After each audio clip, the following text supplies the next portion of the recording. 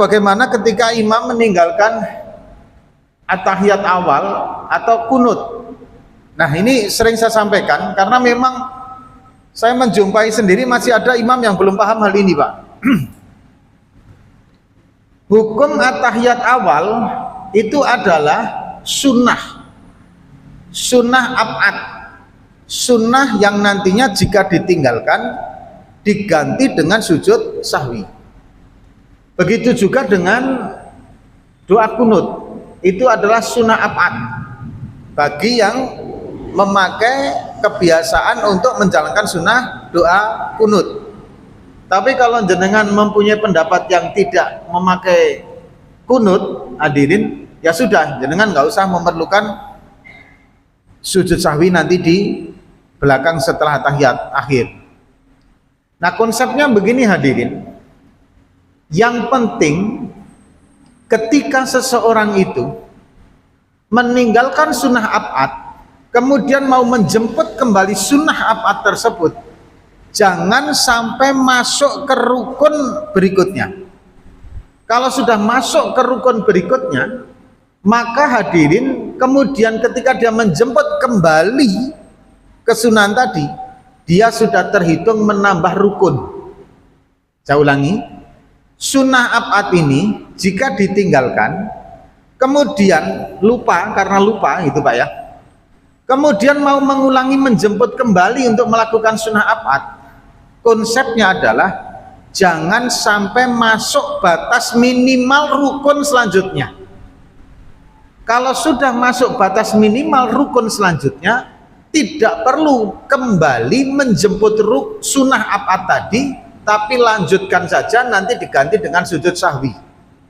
Kenapa? Karena kalau sudah masuk rukun berikutnya kemudian balik lagi untuk menjemput ke sunnah tadi, maka sudah terhitung menambah satu rukun. Nah, ini konsepnya. Jadi bagaimana prakteknya? Ini prakteknya begini. Ada seseorang, ini at-tahiyat,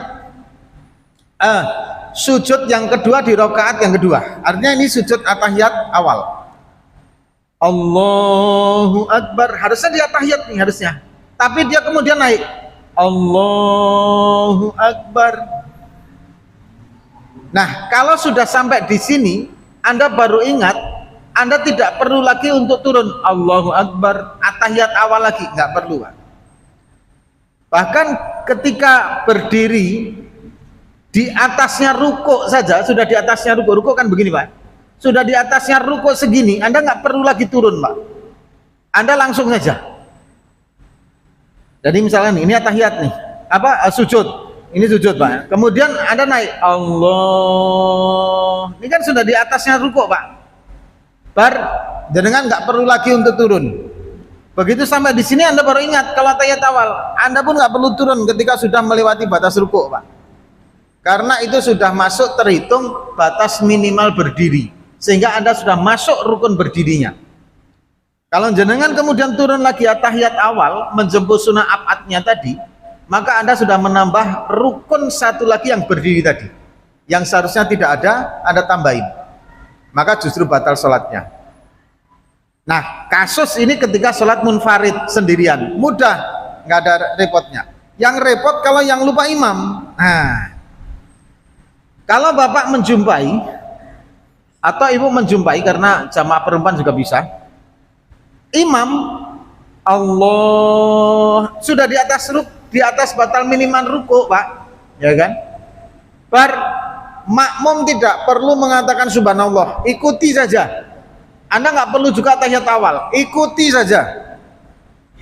Kalau jenengan kemudian tahiyat awal sendiri, berarti Anda menyelesihi daripada imamnya. Udah ikutin aja Pak. Begitu ikutin, hadirin yang dirahmati oleh Allah Subhanahu wa taala, maka nanti sujud sahwi. Seandainya imamnya lupa sujud sahwi, itu pun Anda boleh langsung salam, boleh jenengan kemudian nanti menambahkan sendiri sujud sahwi dengan niat mufarokoh. Udah keluar dari salat jamaahnya. Kalau enggak ya udah ikutin, namanya juga sujud sahwi aja, enggak membatalkan sholat kalau misalkan ditinggalkan.